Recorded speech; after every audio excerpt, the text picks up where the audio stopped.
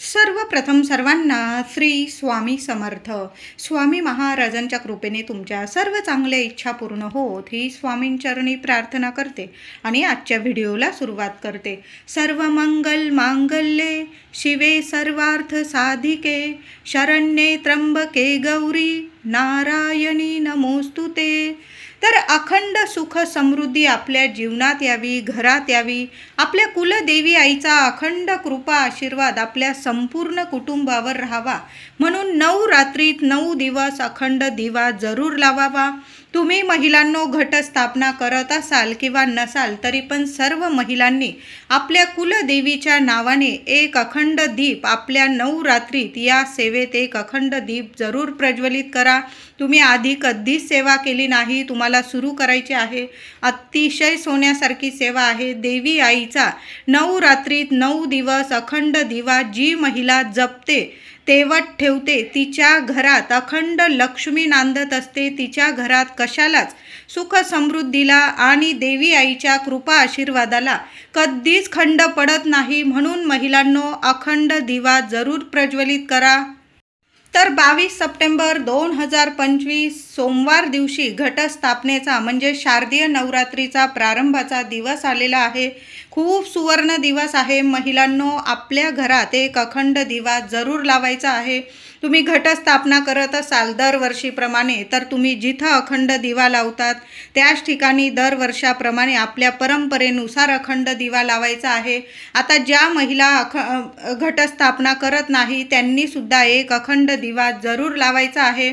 तर अखंड दिवा तुम्ही कुठलाही घेऊ शकता. पितळाचा घेऊ शकता, चांदीचा घेऊ शकता, मातीचा घेऊ शकता, अगदी दगडाचा पारंपरिकरित्या आपले जुने पारंपरिक दिवे असतात दगडाचे ते सुद्धा घेऊ शकता. तुमच्या आवडीनुसार तुम्हाला दिवा घ्यायचा आहे. आधी जो दिवा लावला आहे यावर्षी तुम्हाला नवीन दिवा लावायचा असेल, महिलांनो खरेदी केला असेल, अतिशय छान गोष्ट आहे. तुम्ही देवी आईसाठी नवीन दिवा आणलेला असेल, मग पितळ असो, चांदी असो, माती असो किंवा दगड, आपण दिवा लावत आहोत देवी आईच्या नावाने. एक अखंड ज्योत आपण लावत आहोत आपल्या घरात. देवी आईला खूप सोन्यासारखी ही सेवा आहे.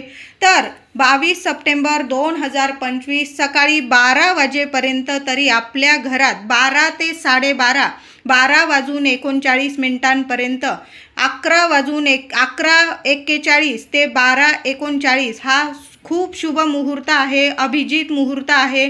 कारण एकदम सकाळी पहाटे तर आपल्याकडून एवढी सेवा होणार नाही, कारण देवपूजा वगैरे बरेच म्हणजे आपल्याला देवांची भरपूर सेवा करायची असते. त्या अश्विन शुद्ध प्रतिपदा म्हणजे घटस्थापनेला शुभ मुहूर्त हा सकाळी 6:09 अतिशय शुभ मुहूर्त आहे.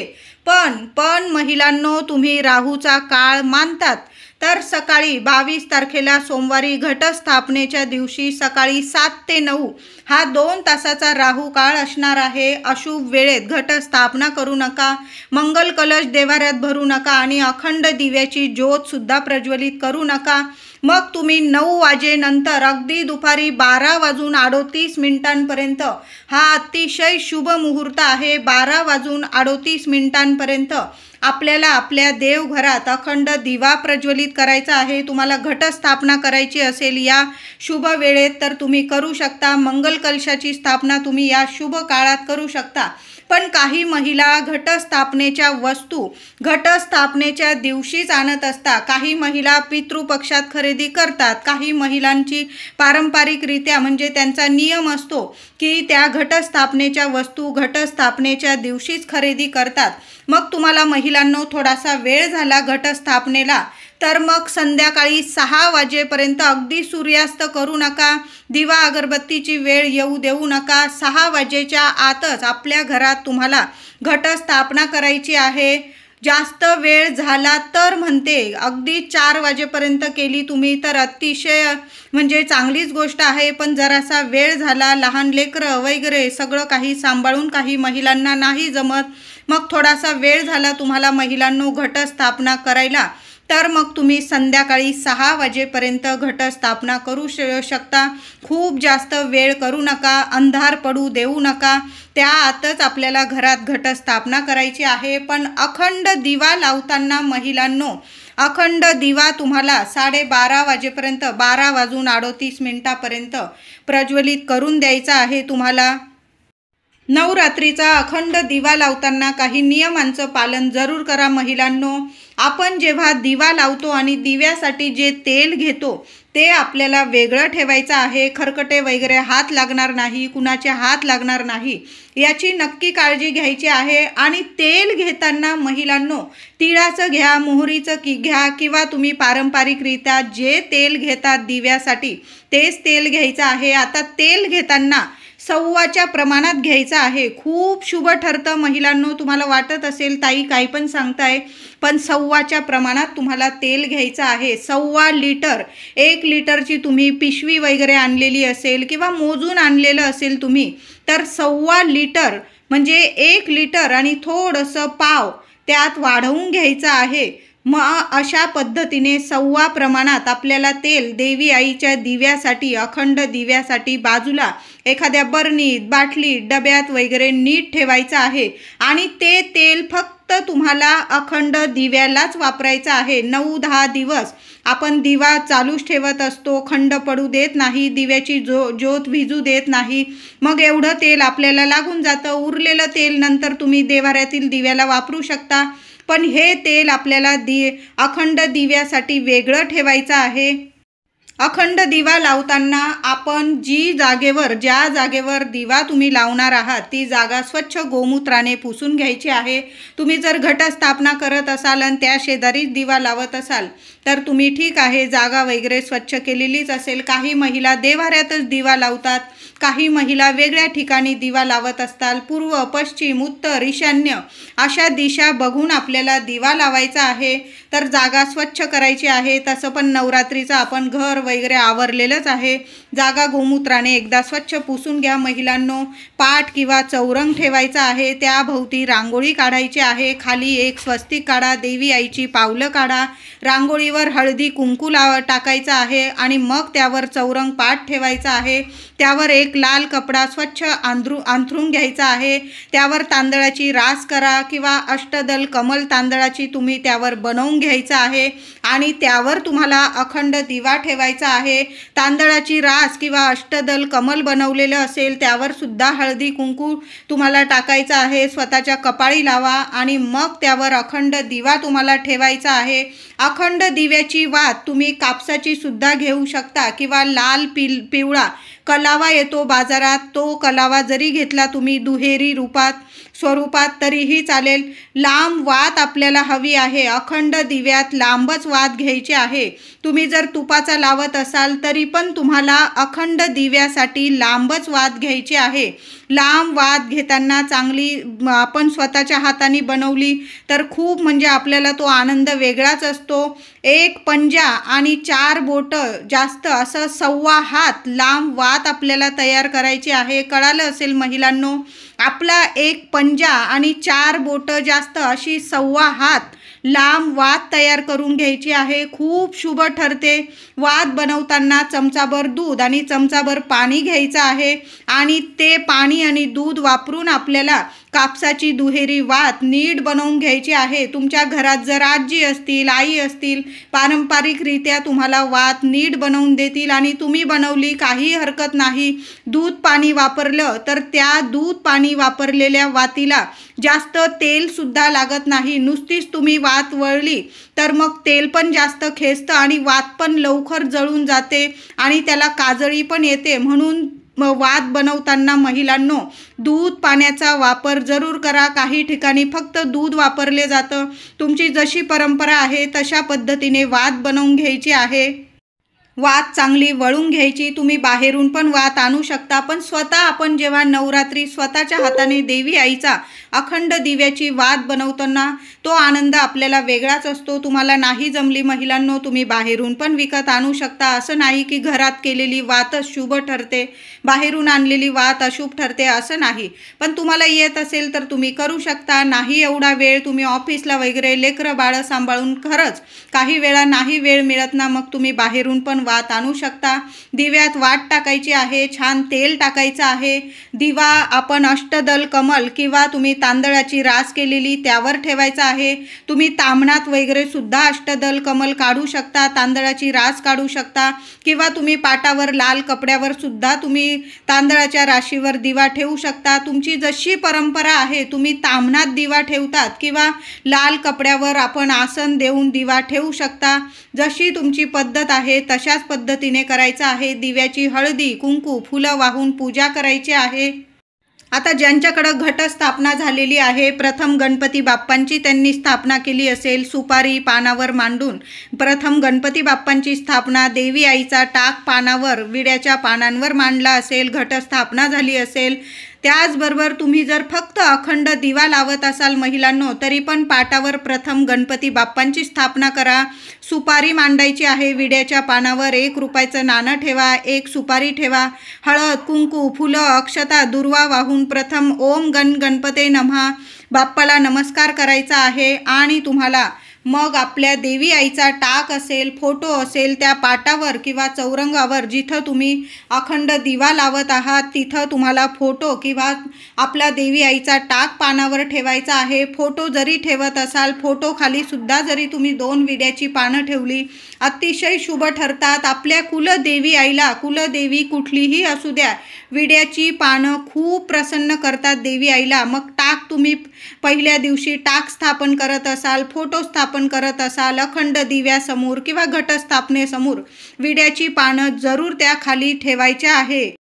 आधी गणपती बाप्पांची स्थापना देवी आईची पानावर स्थापना करा आणि मग अखंड दिवा प्रज्वलित करायचा आहे। तुम्ही देवघरात स्थापन करत असाल आणि देवांची स्थापना तुम्ही जागच्या जागी केलेली असेल आणि तुम्ही दिवा लावत आहात देवांसमोर, तसंही चालेल। वेगळी पूजा मांडलेली असेल तर गणपती बाप्पांची स्थापना आणि देवी आईची स्थापना अखंड दिव्यासमोर जरूर करून घ्या महिलांनो। शुभ वेळेतच 12 ते 12:30 या शुभ वेळेत आपल्याला दिवा प्रज्वलित करायचा आहे। आता काही कारणास्तव तुम्हाला जर दिवा प्रज्वलित या वेळेत करता आला नाही तर संध्याकाळी 6 वाजेच्या आतच आपल्या घरात अखंड दिवा प्रज्वलित करा, घटस्थापना करा, मंगल कलशाची स्थापना। काही कारण असेल मोठं, तुमच्याकडून वस्तू राहून गेलेल्या असतील आणायच्या, खूप वेळ झाला, लहान लेकरं आहे, तुम्ही कुठंतरी गेलेले आहात, तर म्हणते मी, नाही तर सर्वांनी देवी आईची सेवा, मग घटस्थापना असू दे, मंगल कलश, अखंड दिवा दुपारी 12:30च्या आतच आपल्याला सेवा करायची आहे। खूप वेळ झाला तर संध्याकाळी 6 वाजेच्या आत सेवा करायची आहे। दिव्याची छान पूजा करून घ्यायची आहे। दिवा प्रज्वलित करताना दिव्यात काही वस्तू टाकायच्या आहे। पहिली वस्तू म्हणजे भीमसेन कापराचा तुकडा टाकायचा आहे महिलांनो। त्याचबरोबर 4-5 तांदळाचे अख्खे दाणे टाकायचे आहे। अख्खे तांदूळ जेव्हा आपण दिव्यात टाकतो ना, आपल्या घरात पण भरभराट राहते आणि त्याने ऑक्सिजन सुद्धा खेळता राहतो। तांदळाचे 4 का होईना दाणे आपल्या अखंड दिव्यात जरूर टाका। 1 कापराची वडी टाकायची आहे, चिमूटभर हळद टाकता आली, 2 लवंग टाकता आला। या वासाने सुद्धा लक्ष्मी माता प्रसन्न राहते। यामुळे आपल्या दिव्याला काजळी सुद्धा कमी येते। मी म्हणत नाही की अजिबातच काजळी येणार नाही, कुठलाही दिवा अखंड जेव्हा लावतो, वस्तू जरी टाकल्या तरी थोडी का होईना काजळी येते महिलांनो, पण या वस्तू टाकल्याने ऑक्सिजन दिव्यामध्ये खेळतं राहतं आणि काजळी खरोखर कमी येते। जास्त आपल्याला काजळी काढावी लागत नाही आणि जास्त वेळा जेव्हा आपण काजळी काढत नाही, दिवा विझण्याची शक्यता सुद्धा कमी असते आणि 100% दिवा आपला चांगला अखंडच तेवत राहतो। 9-10 दिवस तुमचा दिवा अजिबात विझणार नाही। दिवसातून 1 वेळ ठरवून घ्या, रात्री झोपताना जरी 1 वेळा तुम्ही काजळी काढली, दिवसभर अगदी 24 तास जास्त तुमच्या दिव्याला काजळी सुद्धा येणार नाही। ही एक वस्तू म्हणजे तांदळाचे 4 दाणे, 1 कापराची वडी, चिमूटभर हळद आणि 2 लवंगा आपल्या अखंड दिव्यात जरूर टाकून द्यायचे आहे महिलांनो। आता ज्या महिला अखंड दिवा लावत नाही त्यांनी देव्हाऱ्यातील दिव्यात सुद्धा, आता ज्या महिला अखंड दिवा लावत नाही आपल्या घरात, देवघरात, तर त्या महिलांनी आपण नवरात्रीच्या पहिल्या दिवशी देवघरात तर देव्हाऱ्यात 1 दिवा तर आपण देवी आईसमोर लावतच असाल, तर त्या दिव्यात सुद्धा महिलांनो 4 दाणे तांदळाचे टाका, 1 कापराची वडी टाका, 2 फुलाच्या लवंग टाका, चिमूटभर हळद टाका. अखंड दिवा लावल्याचं पुण्य फळ तुम्हाला देवी आई देणार आहे. म्हणून देव्हाऱ्यातील दिव्यात सुद्धा महिलांनो ही वस्तू आवर्जून टाका. अखंड दिवा लावल्याचं तुम्हाला भरभरून फळ मिळणार आहे. अवश्य नक्की टाका महिलांनो. नवरात्रीचा अखंड दिवा प्रज्वलित करताना महिलांनो हळदी कुंकू वाहून तर आपण पूजा करणारच आहोत, पण तुम्ही देवी आईचा मंत्र जपत आपल्याला दिवा प्रज्वलित करायचा आहे. तुम्ही शुभम करोती बोलू शकता. तुम्ही देवी आईचा जो रोज मंत्र जपत आहात तो मंत्र जपला तरीही चालेल, किंवा 9 मंत्र ओम ऐं ह्रीं क्लीं चामुंडाय विच्चे तुम्हाला जेवढ्या वेळा मंत्र जपता येईल ना, 1 माळ जरी केली तुम्ही रोजच, आपल्याला 1 माळ, जास्त झाल्या 11 माळी तुमच्याकडून तर अतिशय उत्तम. नाही जमलं तर 9 मंत्राची 9 दिवस आपल्याला रोज 1 माळ घ्यायची आहे. अखंड दिवा प्रज्वलित करण्याआधी सुद्धा तुम्ही 1 माळ घेतली तरीही चालेल. आणि अखंड दिवा जेव्हा तुम्ही लावत आहात, तुम्ही पहिलंच वर्ष आहे तुमचं, तर संकल्प करून घ्यायचा आहे. आणि तुम्ही दरवर्षी संकल्प करून दिव्याची सेवा करत असाल तर मग दिवा प्रज्वलित करताना दिव्याची सगळी तयारी करून घ्यायची आहे. तामण घ्यायचं आहे, उजव्या हातात पळीभर पाणी घ्यायचं आहे, गंध अक्षता टाका, फूल टाका, देवी आईला बोलून घ्यायचं आहे. तुमच्या कुलस्वामिनीचं तुम्हाला नाव घ्यायचं आहे.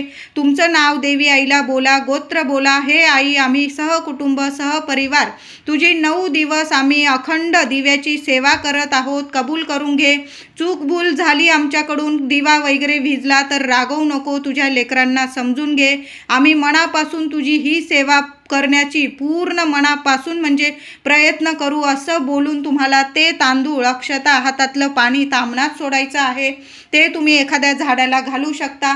अशा साध्या सोप्या पद्धतीने संकल्पयुक्त सेवा करायची आहे आपल्याला. रोज 9 दिवस देवी आईची आपण पूजा करतो हळदी कुंकू वाहून, तशाच पद्धतीने दिव्याची सुद्धा हळदी कुंकू फुलं अक्षता वाहून पूजा करायची आहे. पूजा करताना दिवा हलणार नाही, हात लागणार नाही याची काळजी घ्या. नीट काळजी घेऊन आपल्याला अखंड दिवा प्रज्वलित करायचा आहे. नवरात्री देवी आईची दोन्ही वेळी आपल्याला आरती करायची आहे. दोन्ही वेळा नाही जमलं तर तुम्ही संध्याकाळी करू शकता. सहकुटुंब सहपरिवार तरी आपल्याला एकत्र येऊन देवी आईची आरती करायची आहे. कापूर आरतीच करायची आहे. दिव्याला देवांना जास्वंदाचे, गुलाबाचे, शेवंतीचे, झेंडूची फुलं रोज व्हायची आहे. देवी आईला आपण माळा अर्पण करत असतो, तसं दिव्याला सुद्धा रोज वेगवेगळी फुलं आवर्जून महिलांनो अर्पण करायचं आहे. आदल्या दिवसाचं फूल वगैरे असेल तर तुम्ही ते निर्माल्यात टाका. परत दुसऱ्या दिवशी वेगळं फूल अर्पण करायचं आहे. तुम्ही देवी आईला रोज नैवेद्य दाखवायचा आहे. साखर, तूप, मध, गूळ, दूध, साखर, फळं, नारळ असे वेगवेगळे नैवेद्य तुम्ही देवाऱ्यात सुद्धा दाखवायचे आहे. जरी तुम्ही घटस्थापना करत असाल किंवा नसाल तरी पण आपण देवी आईला रोज न चुकता अखंड दिव्यासमोर देवी आईला रोज हे वेगवेगळे नैवेद्य दाखवायचे आहे. महिलांनो, समजा चूक भूल तुमच्याकडून अखंड दिवा विझला तर काही घाबरून जाऊ नका. देवी आई समोर नाक घासणी करून घ्यायची आहे. देवी आईला बोलून घ्या. तसं तर आई आहे, आपले लेकरं काय करता काय नाही देवी आई सर्व बघत असते. चूक भूल देवी आई, माझ्याकडून दिवा विझलेला आहे, माफी कर असं बोलून पुन्हा दिवा प्रज्वलित करून घ्यायचा आहे. पण जेव्हा आपण दिव्याची अखंड दिव्याची काजळी जेव्हा काढत असाल तेव्हा अखंड दिव्याच्या साहाय्याने तुम्हाला एक छोटासा दिवा तिथं महिलांनो रोज ठेवूनच घ्यायचा आहे. आणि 9 दिवस आधी तो अखंड दिव्याच्या साहाय्याने एक छोटासा दिवा प्रज्वलित करायचा आणि मग अखंड दिव्याची तुम्हाला काजळी काढायची आहे. काजळी काढताना समजा तुमचा दिवा विझला, चूक भूल विझला तर काही घाबरून जाऊ नका. जो अखंड दिव्याच्या साहाय्याने तुम्ही छोटा दिवा लावून घेतलेला आहे त्या दिव्याच्या साहाय्याने पुन्हा तुम्हाला अखंड दिवा प्रज्वलित करून द्यायचा आहे. कुठलेही दोष तुम्हाला अखंड दिवा विझल्यावर लागणार नाही. अशाच पद्धतीने 9 दिवस तुम्हाला काजळी काढायची आहे. अखंड दिव्याच्या साहाय्याने आधी एक दिवा छोटासा दिवा प्रज्वलित करून घ्या. त्यात थोडंसंच तेल ठेवा, म्हणजे 1-2 मिनिटासाठी रोज लावून घ्या. काजळी काढून घ्या. विझलाच तर त्या दिव्याच्या साहाय्याने तो दिवा प्रज्वलित करून घ्यायचा आहे अखंड दिवा.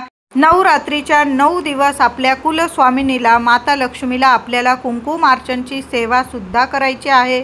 तर आता देवी आईला आपण घटी बसवलेला आहे, तर देवी आईची मूर्ती किंवा फोटो किंवा टाक आपल्याला रोज घटाजवळून उचलता येणार नाही. मग अशा वेळी देवी आईला कुंकुमार्चन कसं करावं, तर महिलांनो, जिथं मूर्ती ठेवलेली आहे, टाक ठेवलेला आहे, त्यावरच तुम्ही रोज कुंकुमार्चन करू शकता. तुम्हाला तसं करायचं नसेल तर देवी आईला घटस्थापनेच्या दिवशी, पहिल्याच दिवशी एक सुपारी, नवी कोरी सुपारी एका दोन विड्याच्या पानांवर मांडायची आहे आणि त्या सुपारीला पहिल्या दिवशी हळदी कुंकू वाहून पूजा करा.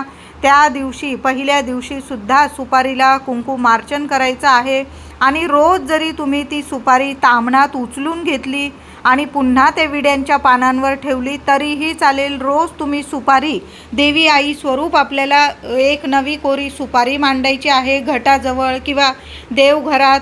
तर ती रोज सुपारी तुम्ही ताम्हणात घ्यायची आहे आणि ओम कुलदेवताय नमः, ओम कुलदेवताय नमः किंवा ओम श्रीम नमः, ओम श्रीम नमः या मंत्राचा जप करत करत तुम्हाला 11 वेळा, 21 वेळा किंवा 108 वेळा रोज देवी आईला कुंकुमार्चनची सेवा करायची आहे. त्याचबरोबर 5वी माळ म्हणजे पंचमी तिथीला शुक्रवार आलेला आहे. या दिवशी अष्टरूपी महालक्ष्मीची नावं घेत घेत तुम्हाला महिलांनो त्या सुपारीला किंवा तुमच्याकडं महालक्ष्मीची मूर्ती असेल, श्रीयंत्र, त्यावर तुम्हाला कुंकुमार्चन करायचं आहे. देवी आईची प्रार्थनासुद्धा या दिवशी बोलायची आहे. हे वैभव लक्ष्मी माता कुंकुमार्चन करा, हे गजलक्ष्मी माता कुंकुमार्चन करा, हे अधिलक्ष्मी माता, हे विजयालक्ष्मी माता, हे ऐश्वर्यलक्ष्मी माता, हे वीरलक्ष्मी माता, हे धान्यलक्ष्मी माता, हे संतान लक्ष्मी माता, अशी देवी आईची 8 अष्टरूपी महालक्ष्मीची नावं घेत घेत सुद्धा तुम्हाला पंचमी तिथीला शुक्रवार आहे, देवी आईची अष्टरूपी महालक्ष्मीची नावं घेत देवी आईला कुंकुमार्चन करायचं आहे. ते कुंकू नंतर दसऱ्याच्या दिवशी एका डब्बीत नीट सांभाळून ठेवा. महिलांनो, रोज आंघोळ झाली की स्वतः लावा. पतिदेवांना, मुलांना कुठल्याही कामात तुम्हाला अपयश मिळणार नाही.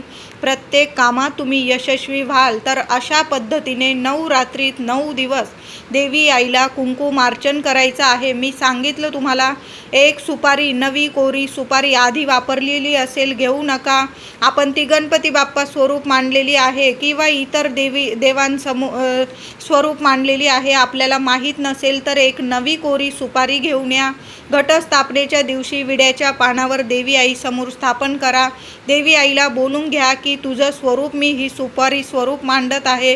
रोज तुला या स्वरूपात मी कुंकुमार्चनची सेवा करणार आहे. रोज ती सुपारी उचला, ताम्हणात ठेवा, कुंकुमार्चन करायचं आहे. नाही तर तुम्हाला मंत्र नसेल येत तर 9 मंत्र जपला. ओम ऐं ह्रीं क्लीं चामुंडाय विच्चे, ओम ऐं ह्रीं क्लीं चामुंडाय विच्चे या मंत्राचा जप तुम्ही 21 वेळा करा, 108 वेळा कुंकुमार्चन करायचं आहे. पुन्हा ती सुपारी विड्याच्या पानांवर घटाजवळ ठेवायची आहे. ते कुंकू एका डबीत नीट सांभाळून ठेवायचं आहे. अशा साध्या सोप्या पद्धतीने तुम्ही 9 रात्री देवी आईला न हलवता, घटी बसवलेल्या देवी आईचा टाक किंवा मूर्ती न हलवता सुद्धा साध्या सोप्या पद्धतीने ही प्रभावी सेवा करू शकता.